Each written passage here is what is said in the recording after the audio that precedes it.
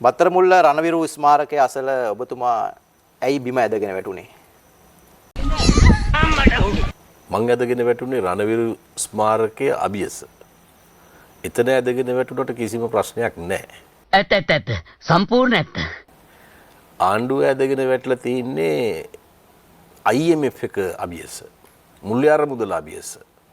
ධම්මික පෙරේරලා ඉෂාර නානායක්කාරලා අභියස. ආණ්ඩුව ඇද වැටලා තින්නේ LTT ඩෑස්පෝරා එක අභියස. ඉතින් එහෙම ඇද වැටුනොත් තමයි අපි ලැජ්ජ වෙන්න ඕනේ. අවමානයට පාත්‍ර වෙන්න ඕනේ. රණවිරු ස්මාරකයේ අභියස ඇදගෙන වැටීම සතුටක්.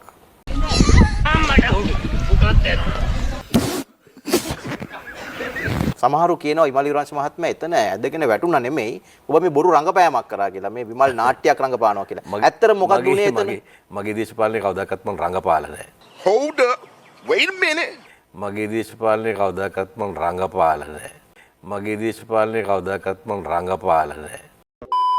සිංගප්පූරුවට හිටියේ ලී කුවාන් යෝ විතරයි. මැලේසියාවට හිටියේ මහතිර් මොහොමඩ් විතරයි. අපට දැන් ගෝඨාභය රාජපක්ෂ මහත්තයා ලී කුවාන් යෝ වගේ මහින්ද රාජපක්ෂ අගමැතිතුමා මහතිර් මොහොමඩ් වගේ. මහතිර් මොහොමඩ් ලී කුවාන් යෝ දෙකම එකට එකතු වුණාම හදන්න පුළුවන් මොන වගේ රටක්ද? දියුණුවෙන් දියුණුවට පත්වන රටක්. අම්මාගේ රෙද්ද. A few moments later. ලී කුවාන් යෝ මලා මහතිර් මොහොමඩ් ගෙදර ගියා. හොඳ වැඩේ. අනන්‍යතාවයේ උරලා මේක ඉන්දියානුවන්ගෙන් පුරවන්න තමයි එක්ක ගහන්න හදන්නේ. මේ අවබෝධතාවය උසු ගන්න හතරවෙනි දෙනා මොඩි. ඉන්දියානු අග්‍රාමාත්‍ය මොඩි වෙනවා හතරවෙනි දෙන්නේ වෙසක් බලන්න තොරම් බලන්න නෙවෙයි. කියන්නේ වෙසක් බලන්න කියලා තමයි.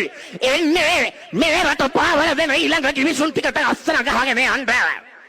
අපි කියනවා තමුන්නාන්සලට ඒ පාවා දීමට එරෙහිවා මෝඩි අගමැතිට පෙන්න මුළු රටම කළු කොඩි වලින් පුරවන්න ඕන. ජාතිය මාවති වෙලා ඒ පාවා දීමට ඉඩ දෙන්නේ නැහැ කියලා අපි පෙන්වන්න ඕන. ඵලයක් වෙන්න. දැන් සමහරු විමල් විරංශ මහත්මයා මෙතන ඇදගෙන වැටුනේ බොරුවට කියලා කියන කාරණයක් තියෙනවා. ඔබ වැටුනේ මේ බොරුවට කියලා. ඇත්තටම වැටුනේ කොහොමද කියලා පැහැදිලි කරොත්. ඒක වීඩියෝ පටේ බලන ඕන කෙනෙකුට තේරෙන. ඒතර පොඩි කණ්ඩියක් වගේ තියෙනවා. සුදු පාට බැම්මක්. පොඩි බැම්මක්. ඒ බැම්මේ මගේ එක කකුලක් වදිනවා. ඒකින්ද තමයි සමබරතාවයේ විදීම හේතුවෙන් වැටෙන්නේ.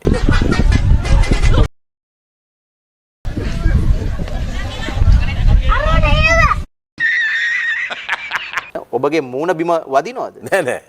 මම ඒක ඕන කෙනෙකුට පේනවනේ. මම අත් දෙකෙන් ඒ තත්ත්වය ඇති වෙන එක වළක්ව ගන්නවා. තවත් මඩ ප්‍රහාර හරි මොනවා හරි මේ සමාජ මාධ්‍ය ජාලවල යන්නේ අහන්න වෙනවා. අද සමාජ මාධ්‍ය ඒ තරම්ම බලගතු නිසා අපිට අහන්න වෙනවා. ඔබ මත්පැන් පානය කරලා හිටිය කියලා සමහරු කියනවා. ඔයාට බඩු වැඩි වෙලා. ඒ ඇවිල්ලා ආණ්ඩුවේ රෙදි හොදන ප්‍රධානතම සේදුම් නාලිකාව පෞද්ගලික නාලිකාවට තියෙන ප්‍රශ්නේ. මම විජිත හේරත් නෙවෙයි. මම ලාල්කාන්ත නෙවෙයි. මම රංගවල නෙවෙයි. ඒගොල්ලෝ හිතනවා ඇති මම රංගවල කියලා. මම විජිත හේරත් කියලා. මම ලාල්කාන්ත කියලා. මං එහෙම කෙනෙක් නෙවෙයි. ඒ සිද්ධියේ තියෙන වටිනාකම නැති කරන්න සතුරා බැලුවා මොනවාද මේකට ගොතන්න පුළුවන් බොරු කියලා.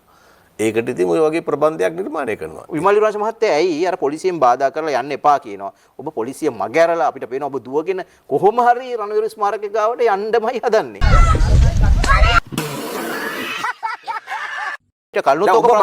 ඔබ මගේ මේ වැඩසටහන දාන්න කලින් විකාශනය කරන්න කලින් එතරට ගිහිල්ලා ජාතික කොඩියටයි බෞද්ධ කොඩියටයි වෙලා තියෙන්නේ මොකද්ද කියලා බලන්න. දැන් හෙට ගිහිල්ලා බලන්න. දැන් ඔබ ඔයිට කලින් ওই කාර්ය මතු කරලා නෑ ඊට පස්සෙත් ඒක ඕන් නැවත සකස් කරේ නැද්ද? නැවත සකස් කළා දැන් ආයි ඒවා පැත්තකට දාලා. ඒ නිසා මේ බෞද්ධ කොඩියට තියෙන ආදරයට නෙවෙයි. ඔබ කියන්නේ ඒක සැලැස්මුම් සාගතව බුද්ධාගමට කරන තර්ජනයක් කියලා. මේ ඇවිල්ලා දන්සල කරන්න තියෙන උනන්දුව බෞද්ධයට නැති කරනවා. දැන් අර අවසර ගැනීම දානවා. හරිද? ප්‍රමිතිය ප්‍රශ්නයක් තියෙනවා නම් ඇවිල්ලා බලනවා. ඒක වෙන කතාවක්. මේක එහෙම නෙමෙයි සූක්ෂම විදියට. ඔබ මට කරුණාකරලා පැහැදිලි කරන්න මේ ආණ්ඩුවට ඔබ ඔය කියන ආකාරයේ දේවල් කරන්න තියෙන උවමනාව මොකද්ද? ඔවුන් ඒකෙන් ලබන ජයග්‍රහණය මොකද්ද?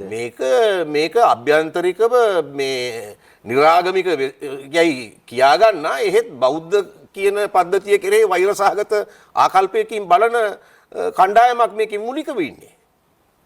බලාගෙන බොරු කියනකොට ඉතින් රාජ්‍ය මෙහෙම බිඳවට්ටලා උන්ට ලැබෙන ජයග්‍රහණය මොකද්ද? ඔවුන් බාරගෙන තිබෙන කොන්ත්‍රාත්තුව ඔවුන් බලයට ගෙනෙන ලද අය විසින් බාර දී තිබෙන කොන්ත්‍රාත්තුව මොකද්ද ඒ කොන්ත්‍රාත්තුව කාගේද? ඔබ කියන්නේ ජාත්‍යන්තර කොන්ත්‍රාත්තුවක් කියලාද? තව ටිකක් බලන් ඉන්නකෝ. තව කොච්චර කාලයක්ද? හැමදේම මම කියන්න ඕනේ නැහැ. දැන් තව කොච්චර කාලයක්ද ඔබතුමා කියන්නේ? තව ටික කලක් යනකොට හොඳටම තේරෙයි. IMF එක බදා ගන්නකොට මීටත් වඩා තදට ඉතුරු ටික හොඳටම තේරෙයි. අනේ නිකන් පරයන් ලොකු නැහැ යන්න. දැන් මට විමල් විරන්සෝ පේන විදිහ කියන්නකෝ. දැන් මම දන්නවා විමල් විරන්සෝ මම දැනුවත් හිරු එකේ පතර කඩදාසියෝද නිදාගත්ත මිනිස්සේ. එයාට එකට වැඩ කරපුවා නේද? ඒකට මම දන්නවා. එතකොට මට තේරෙනවා විමල් විරන්සෝ මහත්තයාට තියෙන්නේ අනුර කුමාර එක්ක ඊර්ෂ්‍යාව. මෙයා නේක නැති වෙයි. ඊ ඊර්ෂ්‍යාව තමයි යකු. මං හිටිය තැන මට යන්න තිබිච්ච තැනනේ මෙයා ගිහිල්ලා තියෙන්නේ කියලා. ඒ නිසා අපි කියන්නේ ඔය විමල් වීරවංශලාගේ ඔය රට දෑගෙන එන සංස්කෘතික කැක්කුම තියෙන්නේ අමූලික බොරුනේ. දැන් විමල් වීරවංශගේ පවුලේ දරුවෝ දෙන්න බලන්න. ඒ ළමයි ඔක්කොම බටහිරට උනේ දෙන හැදිලා තියෙන්නේ. එතකොට මේ ගෙවල් වලට එක තීරියකුයි සමාජයට ඇවිල්ලා නොම ගෙවන තව තීරියකුයි කියලා වැඩක් නැහැ. ඉතින් මම මේ සාරාංශගත කරේ අර මේකනම් විපක්ෂේ තත්වයේ ආණ්ඩුව ඔහොම තමයි යන්නේ. පාස්කුරු දින ප්‍රහාරයට මොකක් වෙයිද? මේ වෙන විට මහා මොලකරු එහෙම නැත්නම් ප්‍රධාන ග්‍රහයා එහෙමයි ඔවුන් කියන්නේ හඳුනාගෙන තිබෙනවා ඒ සුරේෂ් සලේ. ඔහු වටා ඉන්නවා කණ්ඩායමක් මහින්ද රාජපක්ෂගේ නම කියනවා, නාමල් රාජපක්ෂගේ නම කියනවා, බැසිල් රාජපක්ෂගේ නම කියනවා, පිල්ලයන් හමු වෙන්න ගිහිලා තිනවා කියලා. ඔබත් මේ පිළිබඳ උනන්දුණු දේශපාලන චරිතයක්. FBI එකට වඩා ශානි පට්ට වැඩකාරයෙක්. දැන් FBI එකට පිළිගන්න වෙනවා කැමැත්තෙන් හෝ අකමැත්තෙන්. ඒගොල්ලෝ නෙවෙයි ලෝකේ මේ යම්කිසි අපරාධ පිළිබඳ සොයා බැලීමේ සූර හැකියාව තාක්ෂණය ඒ පළපුරුද්ද තියෙන ආයතනය ඒගොල්ලෝ නෙවෙයි. විශ්‍රාම ගිය වයෝවෘද්ධ ශානි යටතේ තියෙන ලංකාවේ CID එක තමයි ලෝකේ FBI එකට CIA එකට වඩා දරුණු විශේෂ හැකියාවන්ගෙන් අනුන ආයතනය කියලා. පාස්කු ඉරිදා ප්‍රහාරයට වගකියයුතු දේශපාලඥයන් වෙන්න පුළුවන්, නිලධාරීන් වෙන්න පුළුවන්, ආරක්ෂකංශ වෙන්න පුළුවන්. ඒ අය කුමන තරාතිරමේ වුණත්. ඒ අය හිටපු ජනාධිපතිවරු වෙන්න පුළුවන්. හිටපු අගමැතිවරු වෙන්න පුළුවන්. ඒ ඕනම කෙනෙක් සම්බන්ධයෙන් නීතිය බරපතල ලෙස ක්‍රියාත්මක වෙන්න ඕනේ. රාජ්‍ය බුද්ධි සේවයේ හිටපු අධ්‍යක්ෂ සුරේෂ් සලේ මහතා අත්අඩංගුවට ගැනීම හරහා වත්මන් ආණ්ඩුව හිටපු ජනාධිපති ගෝඨාභය රාජපක්ෂ මහතාද අත්අඩංගුවට ගැනීමට සූදානම් වන බව ජාතික නිදහස් පෙරමුණේ නායක විමල් වීරවංශ මහතා පවසනවා.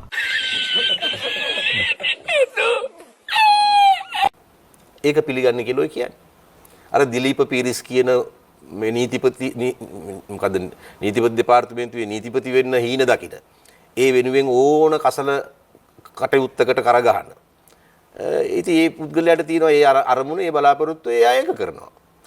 ශානිට තියෙනවා රවිට තියෙනවා ඒගොල්ලෝ දෙන්නගෙන් තමයි මේ වගකීම පැහැර හැරුනේ මේක වළක්වා ගන්න තිබිච්ච අවස්ථාව. ඒ පරිප්පුව ඒ දෙන්නගේ කරට එන එකකින් බේරලා ඒක වෙන කාගේ හරි දා ගන්න ඕනකම තියෙනවා. මේ එක එක්කෙනාට තියෙන එක එක උවමනා. ඔබ කියන්නේ මේ කරන පරීක්ෂණ කටයුතු සාර්ථකව කරන්නේ නැහැ කියලාද? පිස්සුද එහෙම හිතනවා නම් ඔළුවේ අමාරුවක්. මෙහෙමයි ඔය කතාව පිළිගන්න අපිට පිළිගන්වන්න ආසාවෙන් ඉන්න රැලක් ඉන්නවා. එහෙම මෙහෙන් NGO වලින් නඩත්තු වෙන එහෙම පුබ්බඩියෝ ටිකක් ඉන්නවා. ඒ පුබ්බඩයන්ට හරි චූන් මේකට. මොකද මේක අපිට දන්නලා තිබුණා. ඊට ඉස්සෙල්ලා අපිට ලිපියකින් දන්නලා තිබුණා. මහින්ද රාජපක්ෂ ජනාධිපතිතුමා කිව්වා වගේ මේක ප්‍රභු ආරක්ෂකයන්ට එවලා තියෙනවා. මගේ නම් ප්‍රභු ආරක්ෂකයට එවලා නැහැ. හැබැයි අපේ අනිත් සමහර മന്ത്രിවරුන්ගේ ප්‍රභු ආරක්ෂකයන්ට එවලා තියෙනවා. මෙතුමාට එවලා තියෙනවා. දැන් මේ ලියුම අධ්‍යක්ෂ ඇමති ආරක්ෂක කොට්ටාසයට යොමු කරලා තියෙනවා. අධ්‍යක්ෂ අධිකරණ ආරක්ෂක කොට්ටාසයට යොමු කරලා තියෙනවා. අධ්‍යක්ෂ විශ්‍රාමික ජනාධිපති ආරක්ෂක කොට්ටාසය 4 යොමු කරලා තියෙනවා. වැඩබලන අධ්‍යක්ෂ තානාපති ආරක්ෂක කොට්ටාසය යොමු කරලා තියෙනවා. වැඩබලන අධ්‍යක්ෂ විශ්‍රාමික ජනාධිපති ආරක්ෂක කොට්ටාසය 5 යොමු කරලා තියෙනවා. දැන් හරින් ප්‍රනාන්දු මහත්තයා කියනවානේ එයාගේ තාත්තට CID ගෙන් කියපු හින්දා මම ගියේ නෑ දේවස්ථානයට කියලා. ඒතකොට හරින් විතරක් බේරුණාම ඇතිද? ඉදා මම කට්ටියක් එක්ක රෑ මුණ ගැහුණාම ගෝඨාභය රාජපක්ෂ මහත්තයාත් හිටියා. මං කිව්වා මෙහෙම සිද්ධියක් වෙලා තියෙනවා ටිකක් පරිස්සම් වෙන්න කියලා. ඊළඟ දවසේ උදේ වෙනකොට ඒ සිද්ධිය වුණා.